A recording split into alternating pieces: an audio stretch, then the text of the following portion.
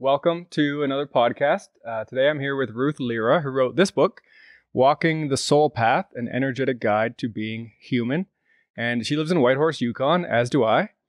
And we're going to talk about energy and many other things, I imagine. Welcome. Yeah, great. Thanks for having me here. Line your pockets, fill your tanks with your rockets. Look at it, we just can't stop it. Loving your neighbour with bombs is wrong. Loving your neighbour with bombs is wrong. Just don't become late. That's the only rule. Loving your neighbour with bombs is wrong. Loving your neighbour with bombs is wrong. All been going on way too long.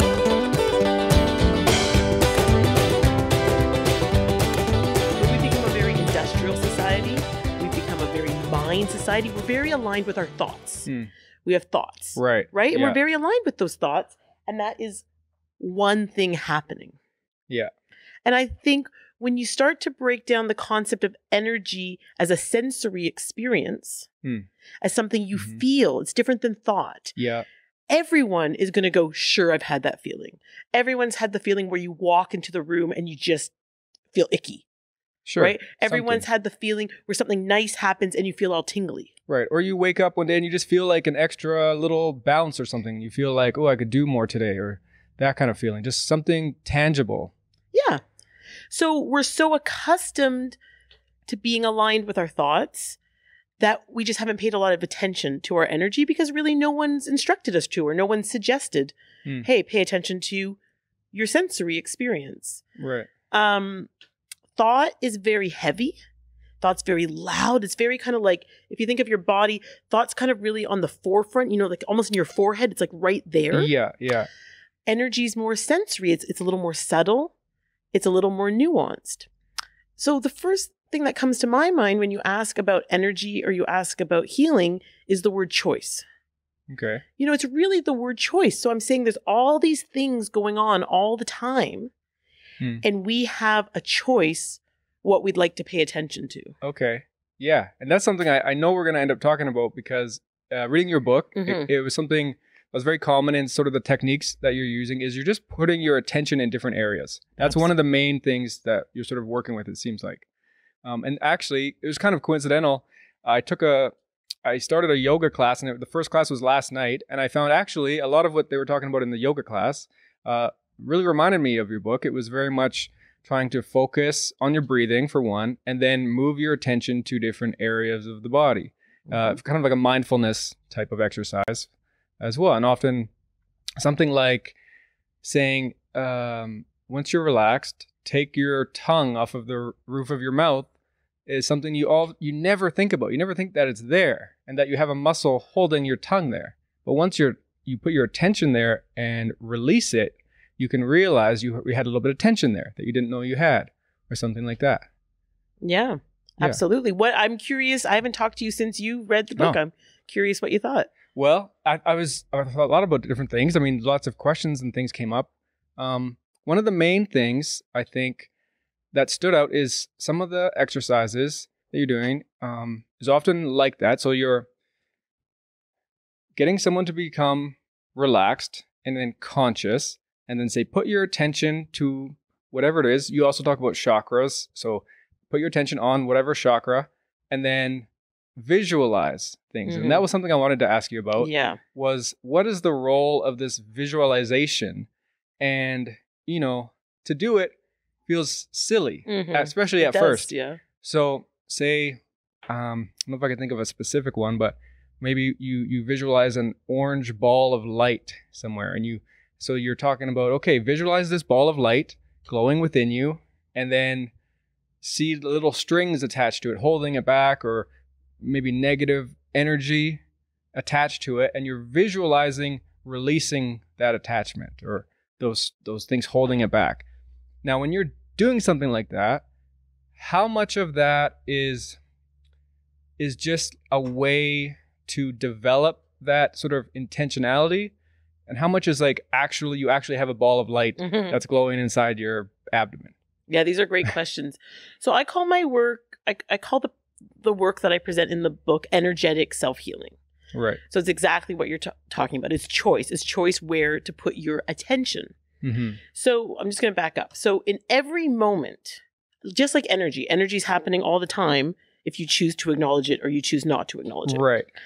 Intention setting, like setting your intention of how you want your life to be, how you want your energy to be, how you want your relationships to be, what you want to manifest in your life.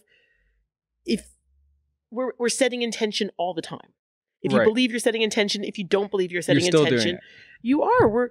One of the hardest things to do is to really take responsibility for how powerful we are. I think it's one of the hardest things to do, where you really take responsibility that your thoughts have impact. Right. Your actions have impact.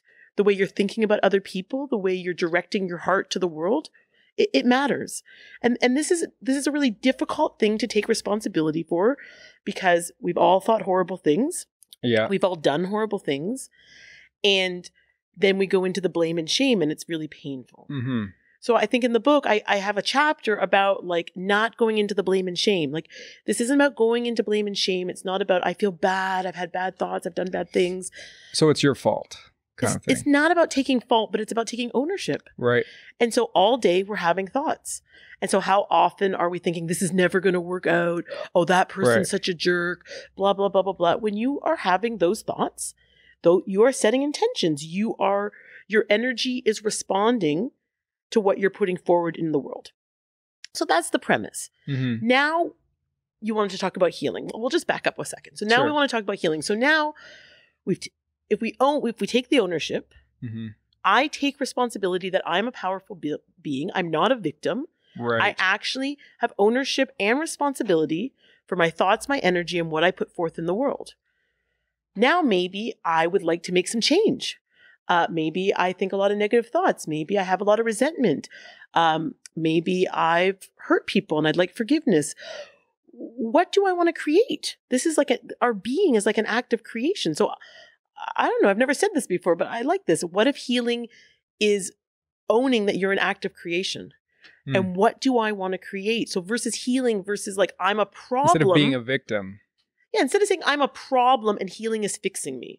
A big part of my teaching is we're not a self-improvement project. Right. Healing's a lot about acceptance. Healing is going, well, this is my temperament and this is what my body looks like. Right. And this is what my face looks like. Right. This is me. This is who I am. And then moving forward. Yeah, just accepting that, but also I'm a powerful being. And what do I want to create? Do I want to create more love, more harmony? Do I want to be of service? Do I want to create gratitude? Right. Or do I want to keep feeding the resentment? Do I want to keep feeding the blame? What do you want to feed? So that's where you're talking about a choice. You have this choice. And so it's becoming conscious that you have this choice. Mm-hmm. That maybe often people are running on momentum and habitual sort of ways of thinking and things. So they're not conscious. They're not making a choice. They're just riding this wave and they're not really thinking about that they could re-steer their ship or whatever. Yeah, one way I think about it, this would be a good way to move into the intention and visualization is, this is a computer system. This is just a computer system and you are putting in the programming. So, in the book I do talk about past lives. Mm-hmm. And so essentially, I think what you see now is programming you have set over many lives. This is the programming. This is taking the real responsibility. All the programming that is in here, you put in. Mostly you put it in innocently. You didn't put it in purposely. It's like a knee-jerk reaction. It's like someone stabbed you and you stabbed them back. Yeah. Someone hurt you and you put hate in your heart. Right. You didn't put negative programming or resentful programming on purpose, but you did put it in. Right. Those were reactions. Those were choices. So now if we're going to talk about healing, if this is an act of creation, we take ownership and be like, what do I really want to create? Okay, so let's imagine there's anger, there's blame, resentment. You've put those in innocently, but it's a programming that's running, right? Now you want to change it. Well, let's just be honest, it's a little bit difficult. It actually takes, you got to sit down and you got to rewrite the programming. You got to put some effort. You got to put some willingness. The longer you've run that programming, the harder it's going to be to change. It's a habitual pattern, like you're saying. But I love this neutral language. Do you see how I'm not being personal about it? I'm not saying I'm just saying, here's some programming that got put in there. Oh yeah, I see. I'm bad and I can never change and I'm always going to be like this. It's just like, okay, well, this is the way it is. But I'd like to make some effort to change it. So now you set the intention. So let's say, the intention, I think in the book, I have a heart one that's like, I love myself, I accept myself, I forgive myself. Right. So now you have an intention. You want to put a forgiveness intention, or in the root chakra, our base survival chakra, you want to put, I feel safe in the world. So you're saying the intention, maybe you're saying the words in your head, but to maybe strengthen that intention, to kind of like really get the energy to hear it and to see it, we use a visualization. And so I agree with you. The visualizations can be like a little corny. Mm-hmm. I really encourage people to use my visualizations as suggestions and to use what works for you, to find something that feels authentic and works for you. Right. But our mind works in images. Yeah. A lot of people work in images. Yeah, me for sure. I definitely find that. I find it helpful. And so you're kind of saying the mind is very powerful, mm-hmm. and that how we're directing our thoughts can actually make tangible differences and changes in our lives. So if we focus those thoughts on something we want to have happen, visualization is a way to strengthen that, because sometimes it's hard. Some people to only think in words is not as strong as seeing an image of something breaking away and becoming free or powerful or something like that. And that can just strengthen that feeling. And I like that. I like that idea. I definitely at first to delve into something like that and do an exercise where you're called upon to visualize something like that at first. Definitely, it's nice to do it alone, because if I was trying to do it with people watching, I'd feel a little bit self-conscious about it and things like that. But after getting over that sort of feeling initially, it was helpful. I did like that. And then it also helped me focus on those specific parts of the body, even that visualize a ball of light in that area. And now I'm honing in on that area more of what part of the body I'm thinking about. Yeah. Absolutely. And so different than how often, are we just worrying about what we're going to have for dinner, or we're just nervous about a meeting tomorrow? We got this powerful mind. We could be doing all these things with it. A changing moment for me was I was at a meditation retreat. And so you're really working with noticing your thoughts, coming back to breath, noticing your thoughts, coming back to breath. And when you're at a retreat, you're not just working with it when you're meditating, you're working with it all day, all night. And suddenly I realized I was having basically the same 5 thoughts. I was having the same 5 thoughts over and over and over again. We get really neurotic. Mm-hmm. And just on the simplest terms, what a waste of time. Like, how often do we have a thought and it's an interesting thought? Or I want to call so-and-so tomorrow. Good. It's important. I need to call so-and-so tomorrow. And then we think it another 40 times. Like, what a waste. What I could be thinking, think about the love or generosity I could be putting into my energy. Think about right now it's fall. Think about the beautiful colors I could be noticing. And so most of the time, a lot of what we're doing with our mind, just isn't really efficient. Right. On the most basic terms. So I want to go back to the idea of sort of defining what we're talking about when we're talking about energy. And we're talking about this attention. So you put in attention in an area. Mm-hmm. Is that attention, is that your energy? Or is that just a way of recognizing the energy in an area? Does that make sense? Well, you're getting deep. You're getting into the real deep stuff. Okay, well, let's break it down. You're asking kind of 2 different things. So there is, we could just sit here quiet. If you just kind of quiet for a moment and kind of notice your feet and kind of notice your legs, notice your hands, can you feel a tiny bit of pulsing, a tiny bit of current, tiny bit of movement? Yeah. Okay, so that's energy. That's it on the most basic So it's like terms. Life force. It's like life force. Right. It's like the electricity pulsing through, powering the lights and things. It's just what's moving. A big part of this that can be, I think, has been misdirected in many law of attraction teachings or The Secret. Yeah.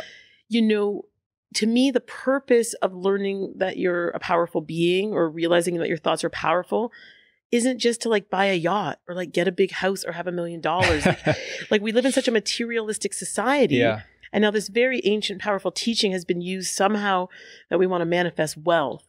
And so there is a let go of outcome aspect. Like it's not like you're going to be direct your mind and micromanage it and I'm going to get exactly the job or I'm going to get exactly the amount of money. Like it's very egotistical. It's very egotistical to think just me and my lone self is like in control of everything. Right. So there's some surrender.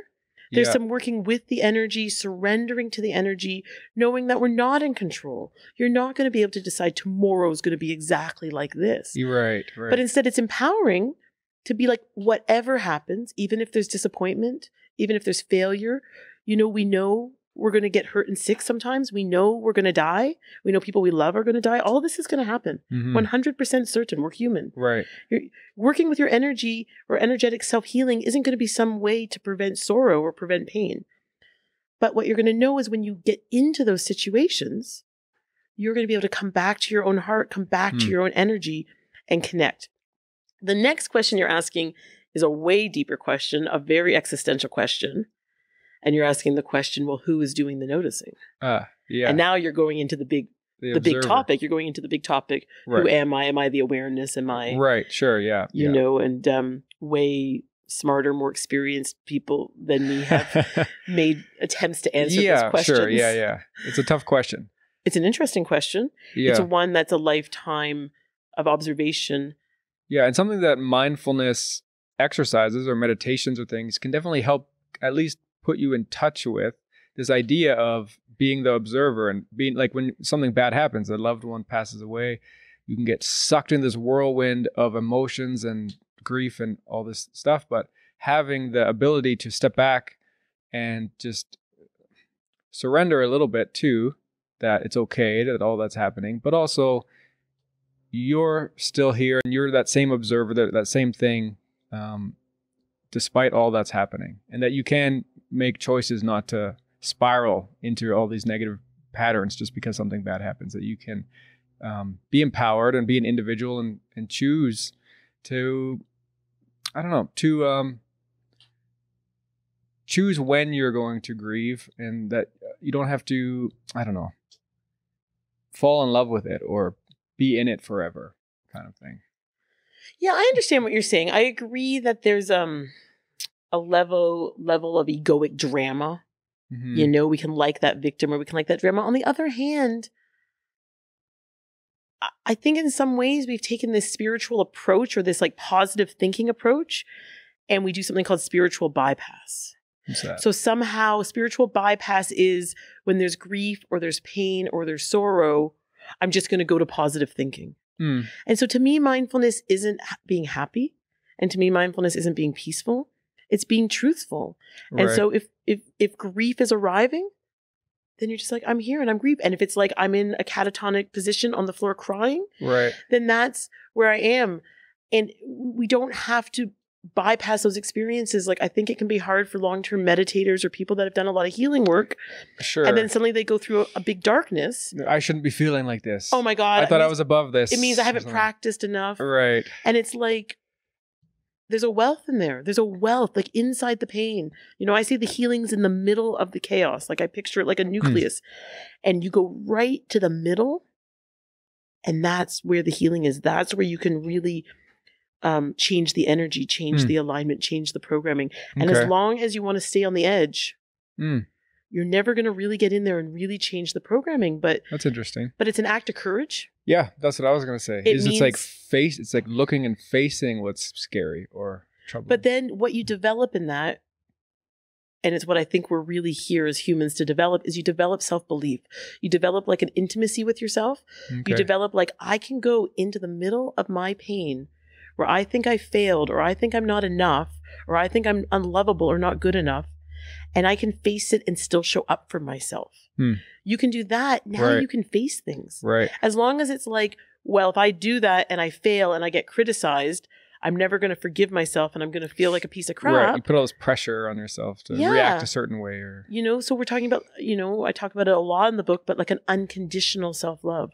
I say, what if you lost your arm? What if you became paraplegic? What if you were homeless? What if you put on 100 pounds? Right. These are not hypothetical situations. I've thought about those questions myself on my own, for sure. It's like how I identify as a person, as a strong young man who can do many things. What if I lost my legs? We shouldn't say, what if one day you will be old? Yeah, you'll get sick. And I promise you'll have times in your life where you're sick and you're not as competent. Like this isn't a maybe. And that's happened to me already, like having injuries. Yeah. And I always struggle with a bit of depression after an injury because I feel like, oh, I should have prevented that. I wasn't flexible enough. I wasn't strong enough. I didn't do this. I didn't do that. And here I am. And this takes me back to a question I wanted to ask you. Like you're talking about what are you identified with? You're identified with Carl as this, but I was curious, who do you think self is? What do you think about the observer? Yeah, it's interesting. It's a question I've had lately come up. Well, even, and this is kind of a totally separate topic, but talking about people who are going through like transgender things, and that it's interesting because on some level, I don't actually identify as Carl the male, right? On some level, I'm removed from that. Yeah. But I also accept that this is kind of who I am here. And so it's very fascinating to me, interesting that people go through this change where they feel like they're not this person, maybe the sex or gender that they are, and that they feel it so strongly they transition to becoming something else. But on the same, like I can recognize where they're coming from on some level because I also don't 100% just identify as who I am right now, this body. So I get it, but it's to feel it so strongly that you go through all of these changes and things. It's a fascinating place people must be in to get to that point. Well, I do think it's one of the big goal. I keep saying everything's the big goal of the human journey, but you started yoga recently. And so yoga is about union. Yeah. And so, this is something I work with a lot in my own journey, in my own life, this relationship between self and no self. Like what you're saying, on one hand, you can feel that higher consciousness. You know that this is temporary. Yeah. Your consciousness doesn't actually feel like Carl. Your consciousness doesn't actually feel like this face and body. Yeah. But on the other hand, you also are totally you. Right. We're also totally us. We also are this body. I feel like sometimes in my own journey, I can go so into that no self thing that I'm not, owning enough that I am Ruth and I am this body. Right. And whenever there's resistance, wherever there's something we're not owning, then there's going to be a certain level of suffering. There's going to be a certain level of discomfort. Right. And it brings it to something I think of a lot is that no matter which duality you're looking at, the correct path is like the dance through the middle. It seems like trying to find the balance of both, whether it's whatever you want to look at, looking at politics, the left and the right, or whatever. I think it seems like the best path we can take is down the middle. But the middle, it's like the yin yang thing. I like the yin yang because it's not just a straight line. It's this path. And so it's every day you have to make these choices to try to steer yourself in that way. But we can get sucked down. You go down one way and you become, all you are is the higher consciousness. All you are is connecting with the divine awareness. Then you're going to lose touch with being grounded and being able to talk to other people and be a social being. You're going to become weird and eccentric, and people are going to be afraid of you. I don't mind the weird and eccentric part. I like that part, but avoiding reality. Like we're here to be in reality. Yeah. So to me, my practice has become really about the moment. Like really getting that all we have is the moment. All we have is this moment. Right. And then this moment. Yeah. And getting that all the wisdom we need, everything you need for your journey is in this moment. But this is coming back to the hard parts. What if this moment is full of pain? Right. And then really owning that if this moment's full of pain, then this is exactly the moment I should be in. I should just be in this pain right this moment. Knowing that it's going to change, knowing that it's all going to pass. Yeah. But this is when we hit the pain, we often want to numb or we want to run away or we want to avoid. But there's also fixing the pain. So it's the choice of, should I just sit here and accept that whatever pain is happening, or can I take action and get out of this pain? Well, it's a balance probably. No, it's just the language. I guess I don't believe, I'm not going to go with the language fix or get out of, but sure. It's like, how are you framing that pain in the moment? Are you feeling like you're being punished? Are you feeling like a victim? Right. Are you mad at yourself? Or in that moment, it comes back to the choice. Where do I want to put my attention. And so really these energetic self-healing techniques, like in my dream world, when I present them, obviously it starts with, you're lying in bed or you're on your yoga mat or you're sitting comfy in a chair and you're by yourself, and you just practice them. But the hope is then you start to digest it into your system, and it's something you can do in any moment. Your boss has just come in and criticized you.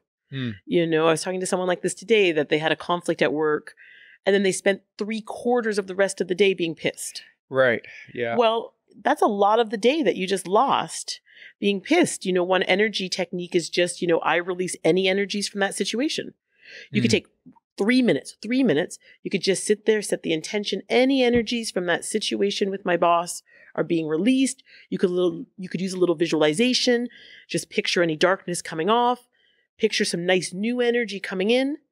Get on with your day. It's over. Right. These are choices. Like spending 3/4 of your day in resentment is actually like a little energy attack. Like when you're thinking about someone and you're being pissed at them like that, your mind is directing energy and you're actually making some karma. You're creating some karma there, And so the premise of the book is twofold. One, we've come into this life with soul pattern. I call it soul patterning or karma. Okay. You've come in with cause and effect created in the past, and we would like to rewire that. Why? If there's meanness or shame or other dark, ugly stuff in there, here's a chance to reprogram that. That's why we're here. So anytime I end up talking about this sort of thing on my podcast, when we're talking about the power of the mind and things like that, it's always, I think, helpful to point out the placebo effect and that it's a real thing, and that it's measurable and that we know that you can test. It's often tested against. Right. But this sort of thing, I feel, is like a way of honing in and harnessing that power of the mind, that placebo, that if we believe something to be true, it often will become true, or maybe not true, but we believe, I guess true. See, I don't think the placebo effect comes in here because if you hear my language, I'm not saying this is going to make you feel better. Right. Like if you're listening, I'm not saying you're going to do this and you're going to feel better. Sort of. I'm not. I'm saying there's going to be pain. There's going to be suffering. All the normal human stuff is going to happen. Yeah. I'm saying this isn't about, see, you're still in a fix it. You're still in a healing. Well, the boss thing, right? You feel bad. Your boss gave you shit. You feel bad about it. And then you want to move out of it. Okay. Sooner. Well, you might still feel bad the rest of the day, but at least you won't be using your mind, directing it in a negative way to someone else. Okay. In the end, when you make that shift, you might notice how unhappy you are at your job. How often would you be thinking something bad about your boss as a way to avoid taking ownership? Okay, so let's go back to the situation. Okay, so we're in the situation. You're in your office. Your boss comes in and criticizes you. Mm-hmm. You notice your mind going to just blame and attack your boss all day. Right. You think, okay, this isn't actually something good. I'm not creating something good here by thinking mean things to my boss. I'm going to release the energy of that situation. I'm not saying you're going to feel good after. You might feel quite raw. You might have to notice you actually have problems with authority. You might have to actually look at yourself. You might end up in tears and go home for the rest of the day. Okay, but you will be taking ownership. Right. That you can choose how to direct your mind. And so I'm very serious when I say the word healing, when I say you are creating yourself. It might look really dark. It might look like you have sadness for a while. It might look like anything. I've written a lot of articles on this topic, but I'm really against the word better. Better implies something is wrong with you right now. So years ago, I went and taught this meditation class to a group of women, and I made this comment to them that we're not meditating to fix ourselves. We're not meditating to become better. And they all looked at each other and they were like, yeah, but we'll be better. But really, though, we're going to be better. And in the moment, I was so kind of shocked by it, I didn't know what to say. But when I went home, I knew exactly what to say. And it was, does that mean right now you're worse? If there's some implication that I need to be fixed, that I need to be better, what type of self-hate, what type of self-disdain are you saying about yourself right now? This is that neutral language I'm trying to use. Yeah. This is just programming. This is just programming that's been put in innocently. Right. And now you have choice. Is this the programming you want to continue with? And is it the programming you don't want to continue with? And that choice is loving. Right. That So it's not better or loving. worse. It's not better or worse. It's different. It's choice. Yeah. It is the power of choice. I create this programming within my being. What is the programming I want to create? Right. I am taking control. I am taking ownership of my own system. This is very different than blame. This is very different than it's my boss's fault that I hate my job. I take responsibility that I come to this job and that this is my situation. Right. And I take responsibility to how I react in this situation. Yeah. And I would say when I encounter a situation like that, say if someone comes and gets angry at me or something, directs something to me like that, when I come away from that situation, if I sit there, say, and just take it and just sort of let it all come into me and then I feel pissed off or whatever about it, and I don't say anything or do anything, don't empower myself by choosing something in that moment. I just sit there and take it. Then I feel bad about myself later, and it's because I know that I do have that choice, I think. And that if I'm able to take whether it's in the moment where I say something back and I say, hey, don't talk to me like that. I don't want to be spoken to that way, or whatever it is. If I take some sort of responsibility in that moment, or even in the moments afterward, then I feel better about myself. Their action was the same, but it's how I respond that dictates how I feel. But this is what we're talking about with the moment that's so cute, so cool. So every moment is why. So let's say, we'll go back. So you're in the office, the boss criticizes you in that moment, it catches you off guard, you don't say anything. That's fine. Now it's 9 o'clock at night, 10 o'clock at night, you're rehashing the situation. Yeah. You can't go back in time. That moment's now an illusion. That moment's gone. But now in that moment, at 9 o'clock, 10 o'clock at night, you can do forgiveness. You can do forgiveness to yourself. You can go into one of your chakras and do some healing. It's never too late. Every moment is powerful. Right. And so there's no point. Like, why go back and go, well, now I ruined it. I didn't do anything 5 hours ago. It's all over. Well, you can do something in that moment. Yeah. And sometimes every moment's powerful. You can do it you can do things individually yourself. Do you think there's also, like, sometimes in my mind, there's also, I might go back and I think I have to tell him tomorrow, then I have to take action sometimes too. It's maybe not only just working on my own feelings and myself, but I have to maybe go back the next day and say, hey, you wrongly criticized me there. I didn't, Well, this is a great conversation. So how to work with things you want to do in the future. Only the moment exists. The future's an illusion.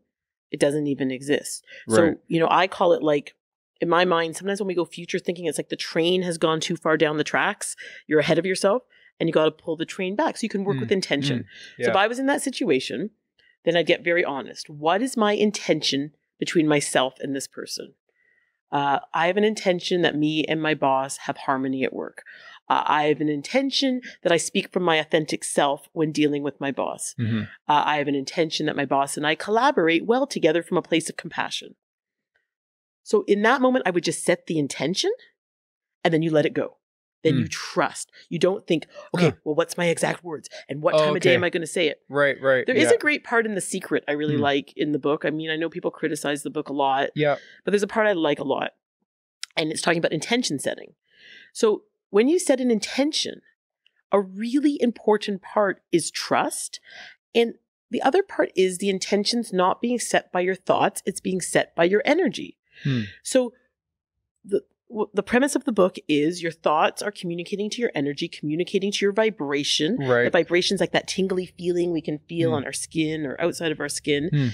And the vibration is matching the vibrations of the universe, okay? So your thought isn't doing the manifesting. Your thought's not creating your life. Your vibration is. So you can't just think, I want $100, but then be like really grumpy, or I want love and affection, but you're actually like really mean and grumpy. You actually have to be kind of emanating love and affection, and then you're going to attract love and affection. Yeah, that's that law of attraction thing people speak about. But people think, back to placebo or whatever, people just like write it down. They make a vision board. Yeah. But then they get anxious. So you make the vision board and then you're like, when's the money going to come? When's the job going to come? I'm so anxious. I'm so anxious. Yeah. And then your life starts to fall apart more. And you're like, I don't understand. I made a vision board.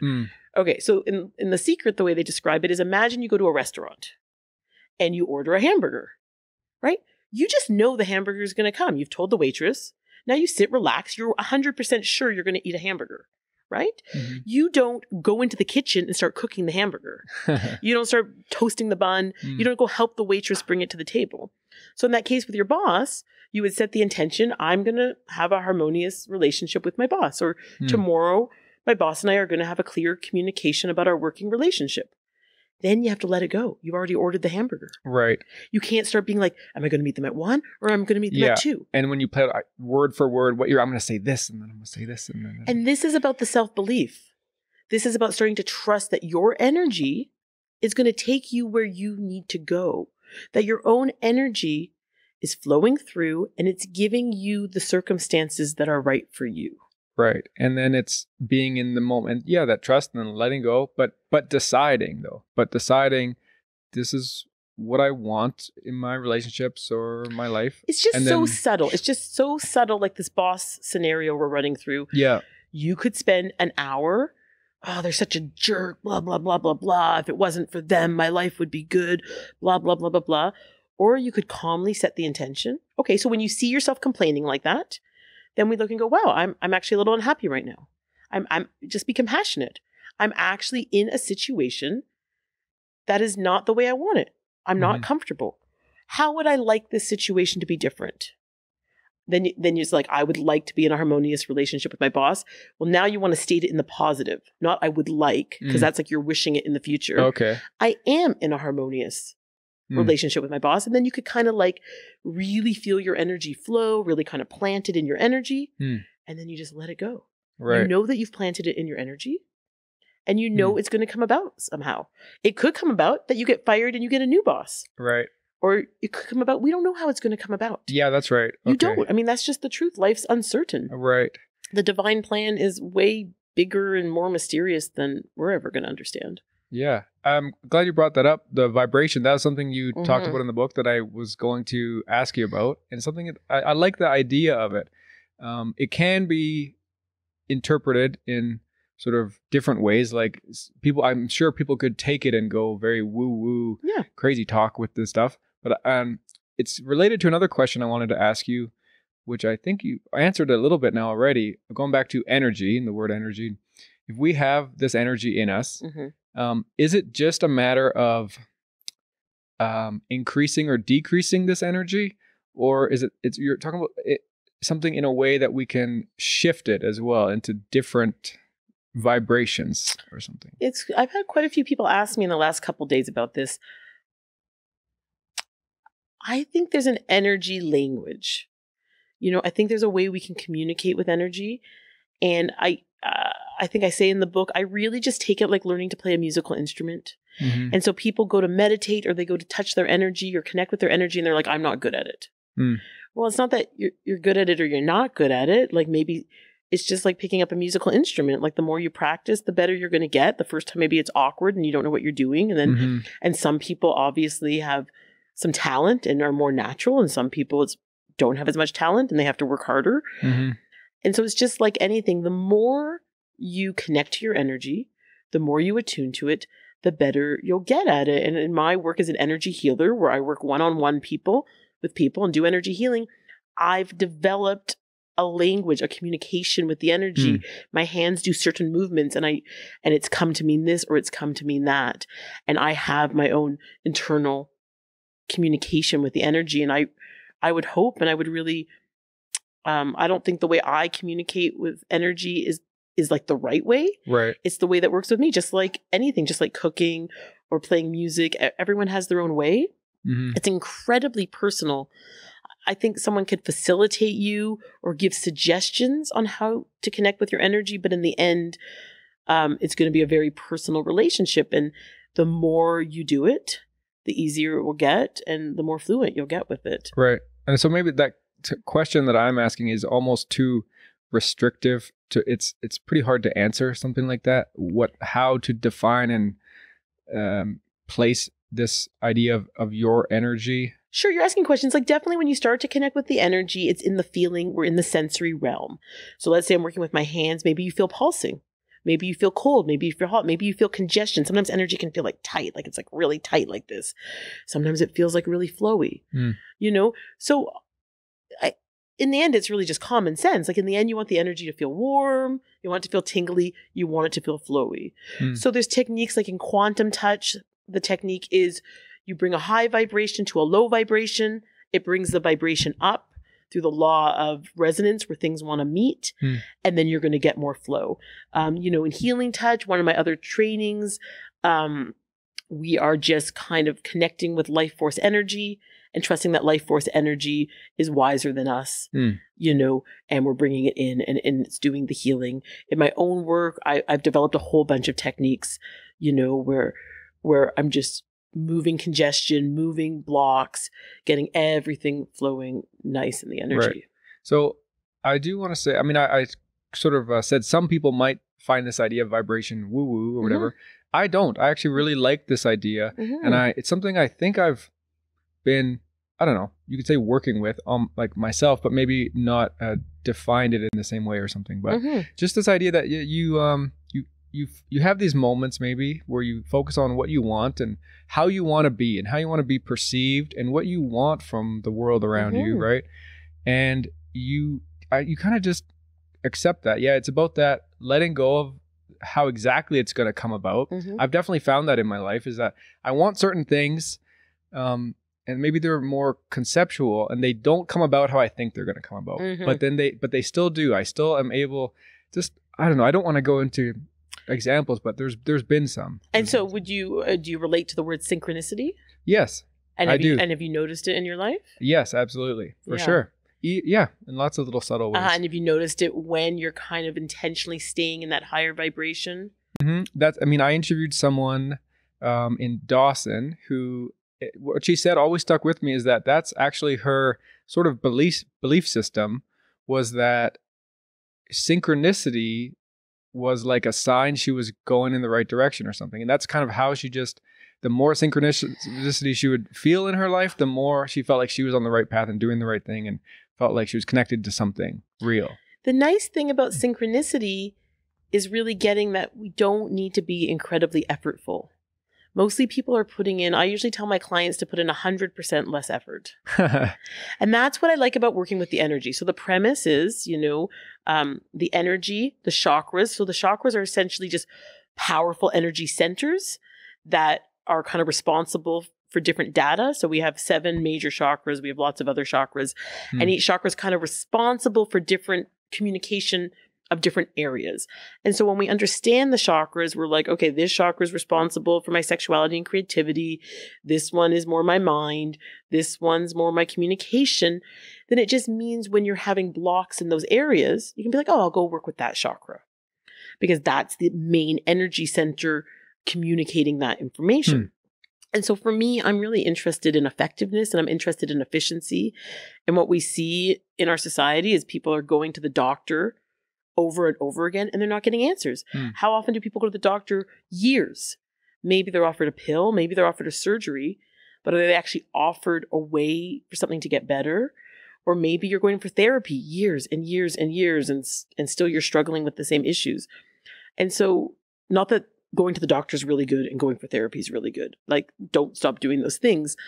But at some point, you have to be like, well, what's actually efficient? Like, what's actually going to create change? And so, we take responsibility that we're very powerful, that our thoughts and energy are having an effect on our life. Then we can go into the thoughts, go into the energy, go into the chakras, go into the vibration, make changes in there. And when you, like I see it in my clients all the time, like if we have a session where you really get those chakras lined up and you really get the energy lined up, literally like the email they want, the job they want, the relationship they want, it just goes click, click, click, click. Because when it's kind of lined up in the energy, everything's just relating. And then the synchronicity starts and you go, oh my God, I don't have to work so hard. I don't have to think. I don't have to try. I don't have to make lists. I don't have to micromanage. You know, you start to just go in, okay, I take care of this self. Yeah. I take care of this self in a very beautiful, integral way. And then life is going to give me the situations I need. It reminds me of something I've been doing a lot of lately, and it's related. It might be kind of in a different vein, but Something I've noticed is that if I feel like I'm forgetting something or that I need to do something, I can just ask myself actually what it is or what I'm forgetting, and the answer tends to just come. And it's required me to step back a little bit and just have that sort of trust and things that things will work out, and that there's something else working with me or around me or in me that is helping guide me, and that it's there and it's more intuitive. But sometimes I'm about to leave the house or something. This happens all the time where I'm about to leave the house, and then right as I touch the door, just this thought is like, hey, don't forget to bring that paper downtown. I was like, oh, right. I forgot all about that paper. And I realize now it's like, it's not me making these lists of every little thing. Sometimes things they just come in there. They just remind you, and you just have these little gentle reminders that you have to do something. And it's hard to, and that's going into the question of what is our minds and what is consciousness and where do these thoughts come? And we don't really know.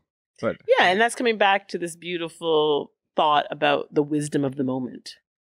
Like really each moment is just like full of potential, like full of wisdom. And if we show up for it, then we can get the benefit of it.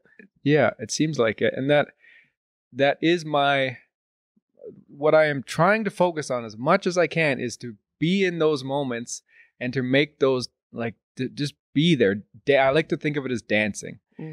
Dance with the music of life that's going on around you. And don't just do the 2-step the whole time or whatever, but just be a little free and flow with the moment. And it's always hard because there's always anxiety and things that are keeping you from just being relaxed and free. Like, the best thing that I could do in this conversation I'm having, this podcast, is to be relaxed and have fun and just chat with you and not try to go off and think about what's the next thing I'm going to ask, and then the next thing I'm going to ask, and then the next thing. But it's hard to do because you don't want to have this awkward silence moment where you don't know what to say next. And so, but why not? I mean, silence is beautiful. Why not have and sometimes it actually is good, because then you redirect in the silence, or you think about what is actually important that I want to talk about. Or the real challenging thing is when we're in a moment of beauty. Imagine we live in such a beautiful place. You're on a hike, you're with beautiful friends, you have your dogs, the view's beautiful, and you're just like, I love the moment. The moment's amazing. I love connecting to my energy. I'm out in nature, it's gorgeous. And then, God, let's imagine the next day you wake up and you just have like a horrible cold and you got to cancel your work and your plans, and you're so stuffy and you feel awful. And now it's like, I hate the moment. Right. Yeah, so yeah. People want to pick and choose. People want to pick and choose. They want to go, I'm going to love some moments. Right. And some moments are actually just shit and I'm going to avoid. And so if you're serious about dancing with life, if you're serious about showing up for every moment, then you don't get to pick and choose. Right. Then it's showing up for every moment. Yeah, not trying to like mentally escape from painful moments. And it's trusting every moment. It's like, okay, then if right now I'm sick and in pain, what's the wisdom of this moment? What's right here for me right now? This is the same type of moment of when I was sitting on the mountain. It was beautiful. What's the difference? So watching this desire to fix, watching this desire to decide some moments are right and some moments are wrong, to judge, to label. And to just be like, okay, I'm here in this moment like this. Right. So when going back to this idea of healing, and I think, so you kind of defined it a little bit like empowering people to make conscious choices is kind of the idea of healing for you. That's what healing is for a person, is allowing someone to start deciding how they're going to feel or something like that. And if I was to give a suggestion, the way I would encourage people towards in that choice is unconditional friendliness towards yourself. To yourself. Yeah. Right. And so that's why in that moment when you have the pain, this is probably, you have that horrible cold, you've had to cancel an important day, you've had to let down a whole bunch of people, you're taking painkillers because you're uncomfortable. If in that moment you're being mean to yourself, you're being criticizing and full of yucky feelings towards yourself, then I would say that is some programming that needs a different choice. And so if we're wondering, well, what's the goal of healing? Like, where are we going? It's an unconditional friendliness, an unconditional kindness. Who do we spend the most time with? Yourself. Right. And in the end, are you being good company? Are you someone that like... Right. I like that. So you hear often unconditional love. It's unconditional love. And it's kind of the same vein, but I like the unconditional friendliness a bit. It's more relatable, I think. Yeah. Are you being a nice companion to yourself? Yeah. Here you are in bed sick. You've had to cancel your whole day. And are you going, that's okay, Carl. We all get sick sometimes. And it's easy to say that to other people. I would say that to my wife. Of course. No problem. If she's beating herself up for taking it off, I'd say, you probably need the day off. You'd be like, sweetie, it's okay. Everyone's totally fine without you. They'll be fine. But to yourself, you're going to sit there. To yourself, you're like, God, I'm weak. I'm just, what's wrong with me? So that's the programming. That's the programming we're looking to shift. So in that moment, you can connect to your energy. In that moment, you could just feel your heart and you could just be like, it's okay. Right. So simple. So, we could sit there and go, oh my God, it's a failure. I'm missing that meeting. Now I'm not going to get the promotion. Everything's going to go down the drain. Yeah. Okay, that's a choice. You're creating something with that choice. You could also lie there, feel like a tingling across your heart, and you could just be as simple as, it's okay. Holy, will you change your life? You know, changing your focus from your mind to your chest and saying 2 words, literally transformative. That actually reminds me something I do want to ask you about. Something I struggle with. I've struggled with for so long is, and it's not always, but sometimes when I'm trying to fall asleep, my mind is just chattering, right? And this is something I know a lot of people struggle with. Oh, me too. Right? And what it feels like to me, and I've felt like this for a long time, is it just feels like my energy is stuck in my mind. Like and I know I can never think my way out of it. It just makes it worse. I have to find a technique, some method of getting my energy out of there and just into the body and relax. But sometimes it feels so impossible to do. And I wonder if you have any advice for that kind of thing. Wow, it's really interesting. Well, I still think this thought that the moment has all the wisdom is important. So did you see how much wisdom there was in that? Like even just the acknowledgement, wow, at the end of the day, there's a real energy buildup in my mind. Even like that awareness, Carl, is like so rich. Like there's so much, there's so much wisdom. Like you're being given an awareness there. And so, I mean, now I'm kind of getting into a reading for you, but what I'm feeling for you is it's asking you to look at how you're managing your energy throughout the day. So if you were a client right now and I was giving a suggestion, I would be saying, listen to the wisdom of the moment. You're lying there. Your mind's really busy. You ask your intuition, what is this about? And your intuition is saying, there's a real energy buildup and it's manifesting as a very busy mind. And I can't actually control it in this moment. So then I would say for you, that's probably true. That's probably, you're being given some beautiful wisdom. So probably it's going to take a more daily regulation. So by the time you get to bed, you don't have that type of buildup. Right. You're probably not going to be able to solve it in the moment.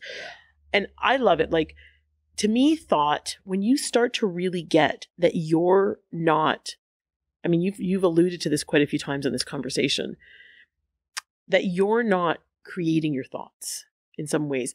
I think thoughts are like an energy. I like to think of it as like a river. So thought, there's just a stream of consciousness, right? Yeah. Literally a stream. And so when you start to get that thoughts are just kind of always coming. It's just always coming. Because I take people through meditation and they're like, I can't stop the thoughts. You don't need to stop the thoughts. Yeah. It's just a stream. The thoughts are going to come. We learn where to place our attention. And so then we don't have to feel like it's my fault that I have a lot of thought before going to bed. You're not creating that thought.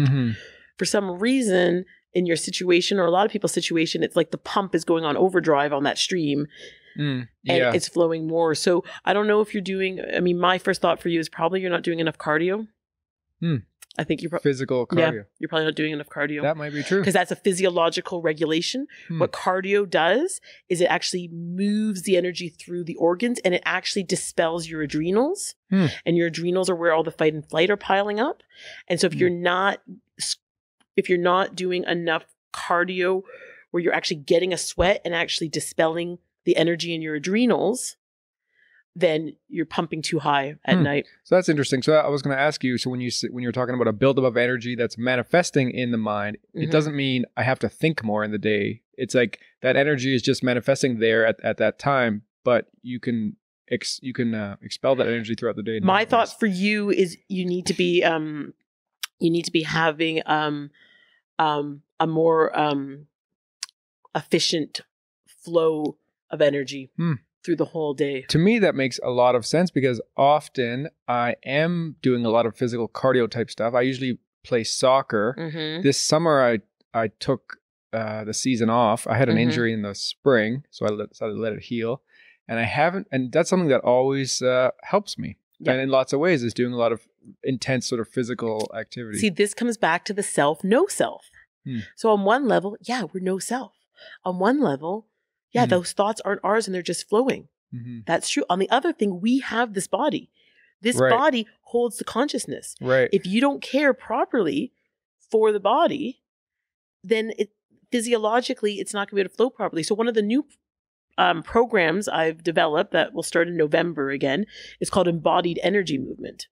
And so essentially I'm teaching how to work with the energy, but we're doing it through the body. You know, I wrote this book and this is more like meditative, but I'm doing it more like a yoga principle, but doing it really more focused on energy. So in this program, it's a 75-minute program.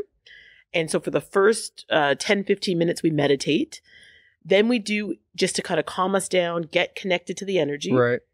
Then we do like an intuitive stretching. So like yoga, but I'm saying, I'm not going to tell you how to move your body. Right. You're going to listen to your body.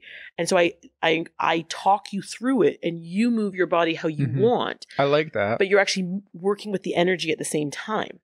Then I actually just lead you from feet to head just to make sure you're hitting every spot. But I don't tell you how to move. I just give suggestions just to make sure we've been thorough. Then I put on some real awesome music and we dance hard for 20 minutes and we just go wild. It's not about looking good. Right. I want you to bring up a sweat because that's how we get into the organs. And we get all the energy clearing in the organs. And then we just lie down like in Shavasana and corpse pose.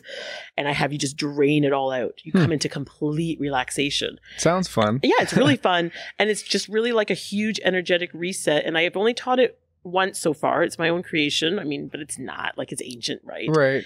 And people came. It was interesting. At the week 4, I asked participants, how do you like the class so far? And I thought I'd just get like, it's fun. And they all had like so much to say. Like my life changed like this and my life changed like that. And I learned this about me. And I've noticed a change in this area. Like I was shocked after 4 weeks of it, how much they had to say about how much impact it had on their life. I like that you mentioned that you're bringing in the physical into this energy talk, and it's not because we can get stuck with the mind. I've tried to do that many times myself, work through things just mentally, but I can't. Like it never seems to release whatever has to be released, and that I have to go for a run or whatever to hit a punching bag or do something, and then that facilitates sort of this comes back to choice. It comes back to what I was saying. We've become too heavy on the mind. As a culture, we've become too heavy on the mind. In in Sanskrit or in Buddhism, they actually have something they call chitta, and it's mind heart. And it's a whole different way of directing yourself. It's not every culture. It's not the way we've always been that we're so heavy on the mind. And so you work very well with your intuition. So you could increase the way you work with your intuition, and you could ask right now for what I'm dealing with. Would it be good to work with the energy, the body, or the mind? And just listen to what it says and then do that. The energy, the body, or the mind. Yeah, because they're all valid and they're all important. None of them need to be discounted. So you could just be like, okay, I just have this thing. Which would be the best way for me to work with? Right. And if it just kind of goes body, go for a run. Go. Right. That's the one. Yeah. And that's something I have been doing. Basically just asking myself. Totally. Yeah, and that's something. There's a guy, I always mention him on the podcast. It seems like his name's Jordan Peterson. He's a professor from Toronto, and one of the things he says too is if you're trying to figure out what to do to improve yours, he says like the most, like a very effective way of prayer really is sit on the edge of your bed and just ask yourself, what am I messing up in my life, or what am I doing that I could improve upon? And it'll come to you. Like you'll get the message. It's right there. You just have to sort of ask the question. And it'll come. This topic, I just started working on the sequel to this book, and I call what you're talking about having an intuitive meeting with yourself. I go for these big walks in nature. I call myself a boreal forest loiterer. Okay, and I just go wander around in the forest, and I have these meetings with myself, where I just kind of ask myself, oh, well, what do you think about this? And what do you think about that? And what do you think? And it's not that I take it as truth. Or like the universe told me my purpose. Right. But just take that time to be like, okay, well, what comes up when I think about this? And what comes up when I think about that? And I just kind of like have a little intuitive meeting and work it through. Right. Put some trust in that. I like that. I mean, some people might find that pretty, I think there's a barrier of feeling silly for some people to get into some of this stuff. I don't think the barrier is feeling silly. I think the barrier comes back to mostly people aren't friendly to themselves. Mostly people are incredibly mean. And that's why we say it's an act of courage to sit with yourself. Because generally when people sit down and sit with themselves, it's not pleasant. Right. They are self-attacking. They have regret. They feel like a failure. And so why are people avoiding themselves? Because it's an unpleasant experience to spend time with yourself. So until you come in to some type of friendliness with yourself, what we're describing as this type of listen and respond, right? You're just going to jump up and run away. I mean, if someone was sitting there and verbally abusing you, you just be like, screw you, I'm leaving. Yeah. Well, mostly that's what people are doing to themselves. And hence you turn on the TV, go have another glass of wine, right? Whatever. Yeah. And so something that I talk about on my podcast a lot, and it's not something that you're necessarily talking about, but the fact it seems like some of psychedelic drugs that people are researching right now, that seems to be a place that these drugs are able to help people. Is it puts them into a state where they're sort of in a way forced to just sit with themselves, and it's their own thoughts that just come up, and you kind of have little conversations with yourself, and you're kind of given a different perspective on things. And maybe you allow yourself to feel things you didn't you try to push away often, or things like that. And it seems like a lot of these substances are probably going to be very useful for people for in that regard. But they're also very scary for people because of that too, because they don't necessarily want to sit with themselves for a long time because it's very hard. Right. Well, I had a good talk with a friend who does a lot of ayahuasca ceremony the other day. Okay. And the language I end up using, for making a choice to use a substance is I do think they can be beneficial for changing the programming. Like if you're locked in, you're just like locked into the status quo. Yeah. You're locked into this is who I am and this is what my life is. And most people are locked in. Yeah. Obviously you take a substance and you have a shift in perception. And sometimes they can have a lighthearted quality to them. They can bring up a lot of laughter. Yeah, they can bring up that.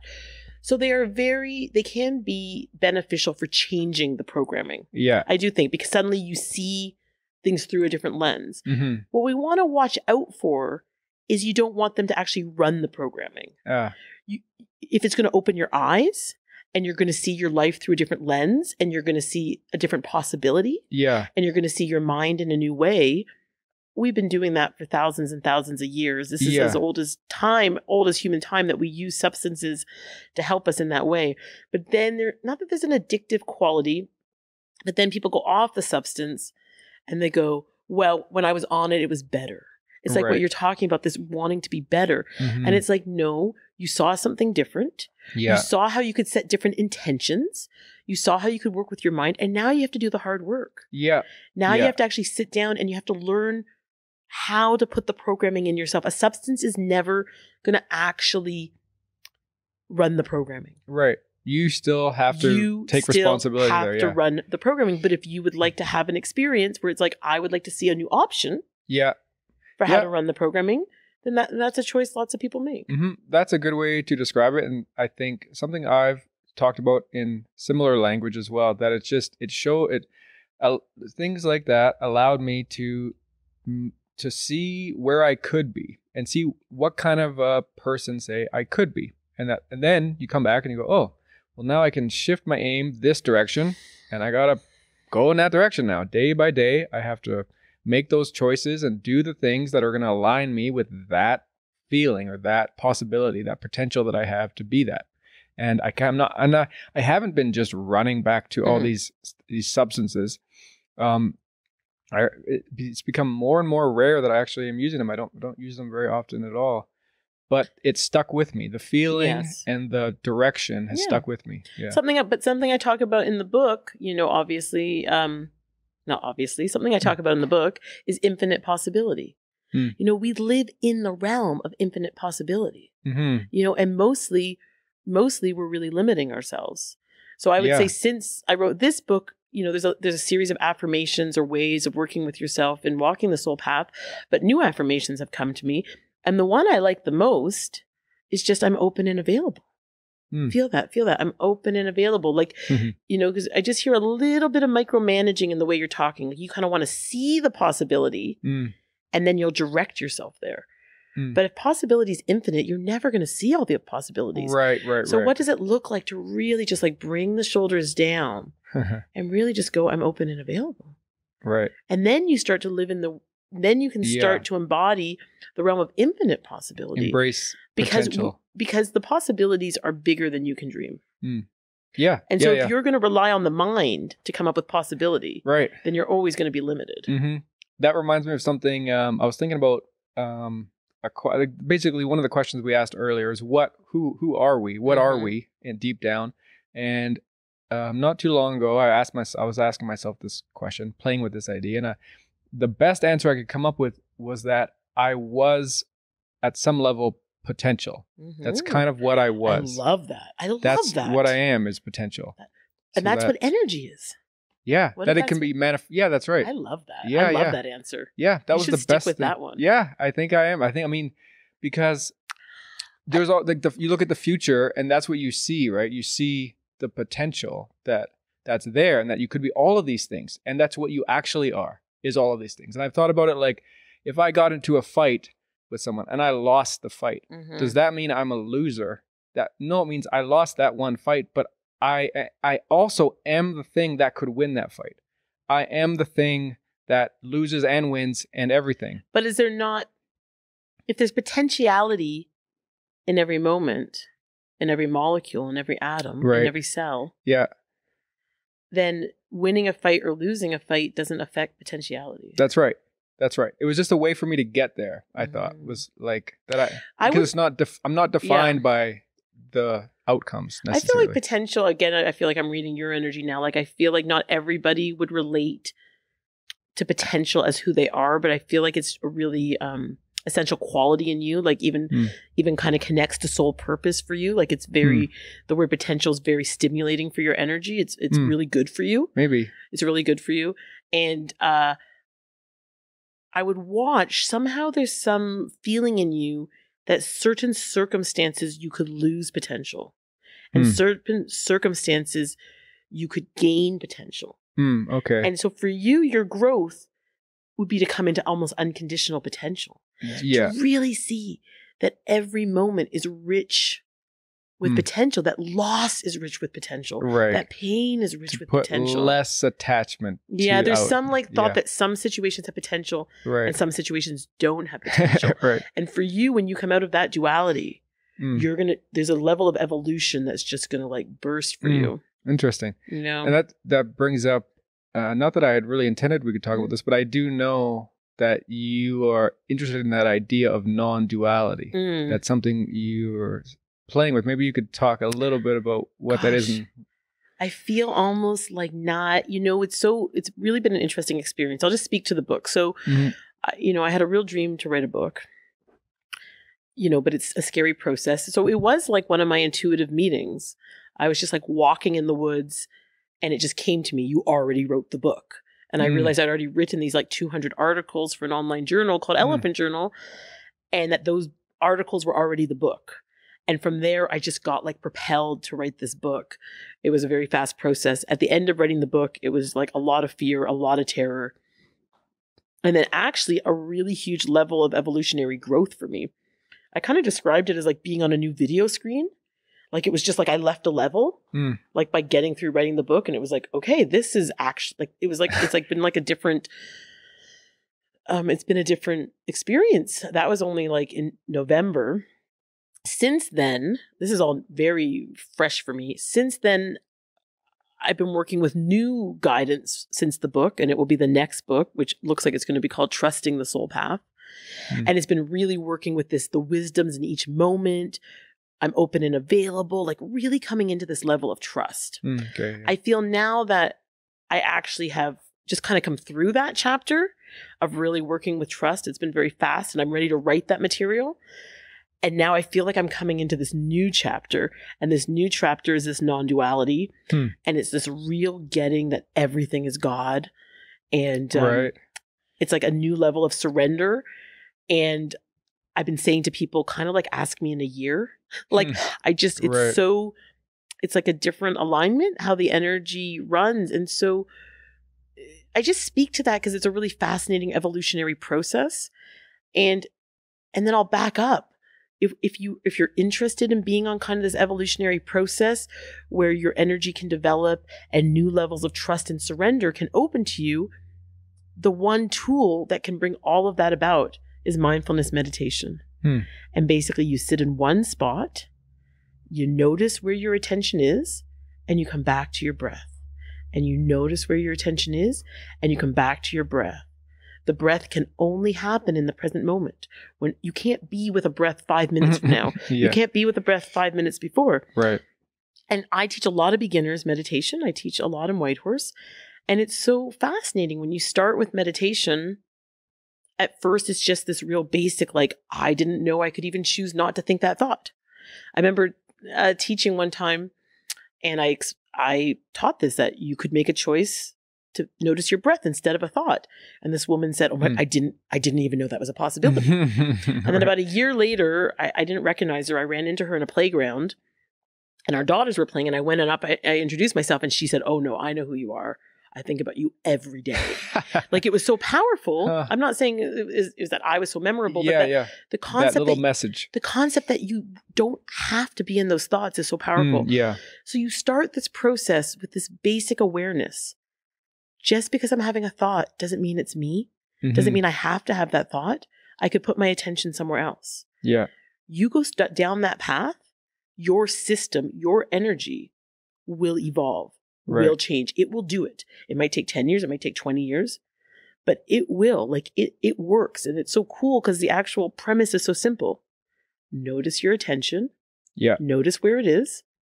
Come back to breath.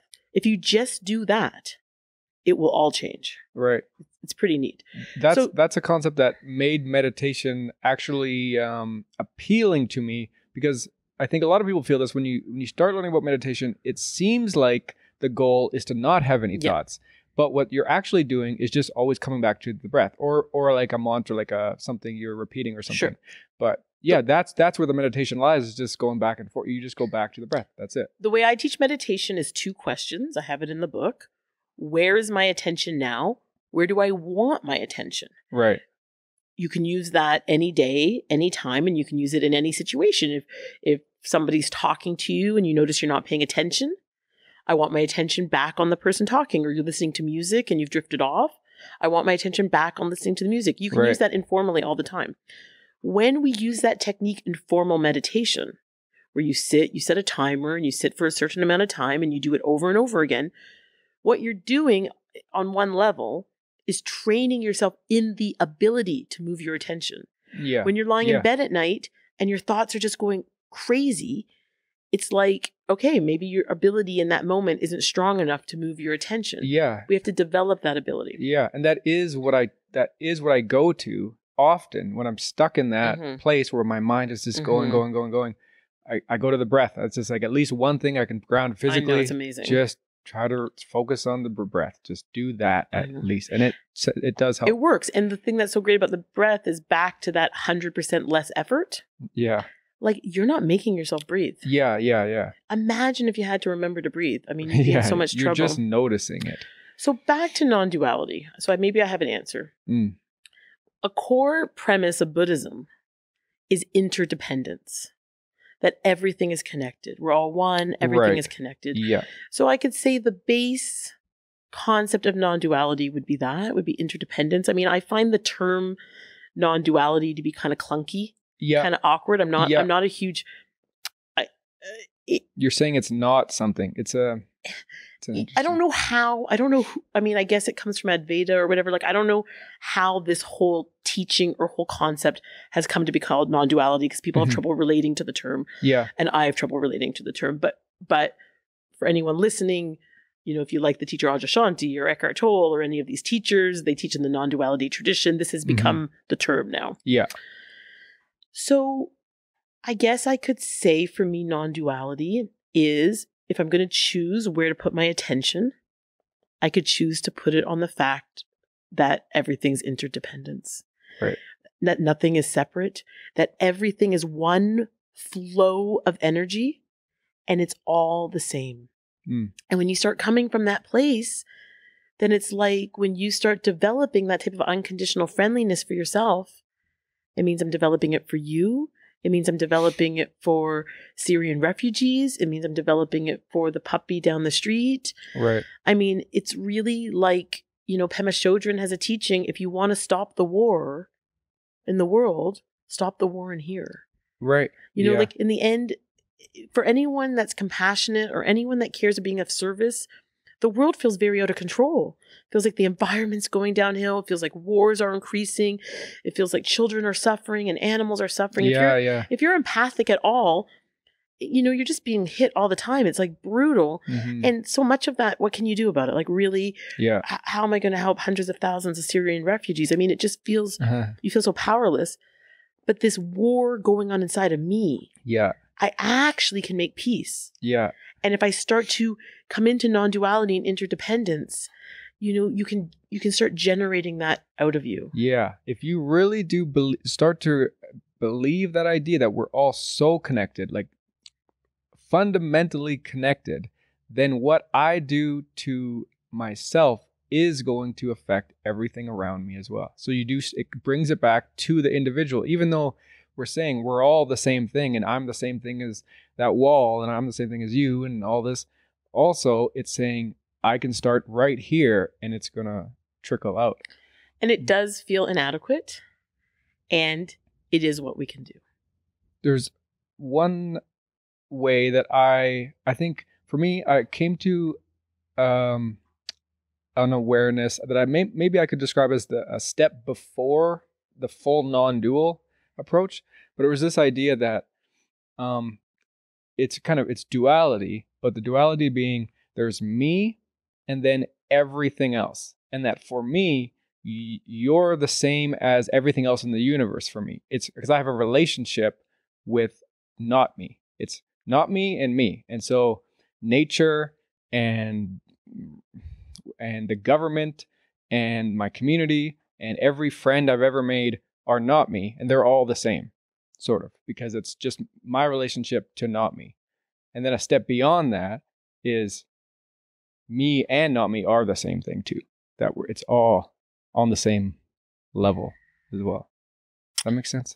Yeah, I hear you. I'm not sure. It was a way for me to, I think, hone in on the, like, say going back to talking about like my personal vibration or something. And that what I'm attracting, no matter who or what it is coming to me, it's that same relation with my energy and theirs and anything else. You know, I really encourage experiential experience. You know, just being willing to have a bunch of different experiences. I mean, it's a little bit like what has interested you in substances. And so this type of experience of non-duality, you know, when we start to talk about non-duality or energy or self, no self, we start to talk about stuff that's a little bit beyond words. and we're trying to wrap words around something that's very conceptual and very sensation. So the guidance coming through for me is, it would be lovely if you start letting the edges blur. And what happens when we start to let the edges blur? So I don't know if you got that feeling. Right now, there's a bit of a line and you're like, okay, everything is other. And then there's me. And there's some artificial safety in having that line. Because you've asked a lot about, well, what is me and what is not me? So we have something called egoic resistance. When we start to use the word me, you know, that's the ego wanting to hold up some sense of self, some sense of identity. We're not ego, but ego's in us. Ego doesn't want to dissolve. Right. Ego is a fighter. It has a kind of, I talk about it a little bit in the book. I have a chapter called The Resistance is Real, I think. And so ego, when we don't identify with ego anymore, it actually kind of dissolves. It actually just goes back into the energy. I mean, now I'm getting into some concepts here. So when we start to see an issue, we start to see a little chunk of trauma, we start to see a belief system, we start to see an old pain that we don't want to hold on to anymore, it doesn't always dissolve peacefully. It kicks up a fight. It kicks up some sand. Every organism in the universe wants to survive. Everything has a survival quality. So ego has a survival quality. So when we start talking about stuff like non-duality, no self, this is the end of ego. Right. It is the end of some identification with self. It's going to start kicking up a fuss. Right. It kicks up a fuss by doing stuff like, you can never change, you're just like this.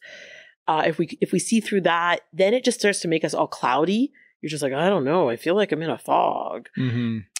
And this is why it can be cool to work with the energy. Because if you try to work with egoic resistance in the mind, you're just going to get in a debate.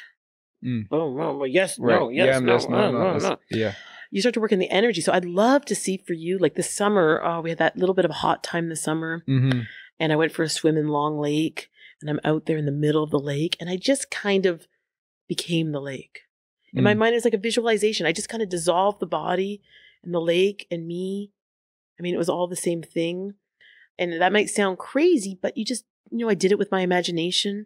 I did it with how I felt.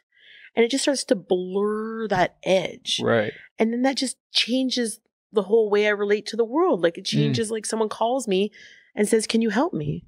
And I just go, of course I can help you with all the generosity, because why wouldn't I? You know, so it just changes the way we relate to the world. So yeah, that would be a suggestion for you. Just, I'd love to see you going for more runs. And when you're running, see if you can just kind of like dissolve, like you're just the air. Like your body and the air are run, and you're just running, and it's like all one, and just see if you can have that feeling. And that will take you more out of the mind, because there's a lot of wanting to rationalize who am I with the mind. Well, you're never going to find it with the mind. Right. And, you know, just think when you read a spiritual teacher, how kind of sometimes lengthy it can be. Like they're trying to take these very esoteric things and wrap them with words, and dropping out of the words, dropping out of the definitions, and coming into the feeling sensation of the experience. It's very evolving. Yeah. Well, and that is, you know, talking about, say, things like shamanism or something that often is like, at its core, it's the experience. It's not, you can't tell someone what some of these spiritual things are, because it's just about experiencing them. And unfortunately, that's just how it is. But it's nice. I mean, it's nice to connect. It's nice to try to put some words to it. Yeah. It's nice to have some intimacy and some connection and some sharing with the basis that we know is inadequate. Yeah, that's right. Yeah, that language is a step removed from what we're talking about. Yeah. It's just always that way. And that's why when I teach, it's always experiential. You know, we meditate or we do the activities. And I say, don't take my word for it. Like, don't trust me. Like, please don't doubt me. Yeah. And go do it. Yeah. And find out for yourself. Yeah. You really shouldn't take anyone's word. Yeah. You have to go do it and see what it does for you. And so that comes back to that placebo effect. Like, you're the only person who can decide if something's a benefit. Yeah. You have to go do something, and then you have to ask yourself, is this taking my life in a direction that I believe in, that I believe is beneficial? And if the answer is yes, who cares? You know, I'm done debating. I'm not going to debate with people if psychic energy exists, if energy exists, if chakras exist. I have no interest in debating the truth or the not truth. All I care is if you have suffering, if you're having difficulty, what does it take? 10 minutes. Go give it a try. Yeah. Check in with yourself in a couple days. Did it bring you benefit or did it not bring you benefit? Like when clients come to see me, they say, when should I come see you again? I say, I don't know. Go home and take a week. You've just given me some money. You've just invested some time. I don't know what's of value to you. Go home. Check how you feel. If you feel like this is a benefit to you and moving you in a good direction, then come see me again. I mean, I can't decide that for you. Right. But it reminds me of something from your book that I liked, that came to me when talking about that vibration thing, the idea of just you have, and what I like is that there's no faking it. There's absolutely no, you don't just fake your vibration or whatever. That's just what it is. So, and it reminds me of this idea that I've sort of identified with too, that in life, you never get away with anything. And even if you think you do, you kind of don't, because it's there. Like if you tricked someone and lied to someone and they never find out, it's still there and it's still part of what you are and what you always remember, that you always have that with you forever.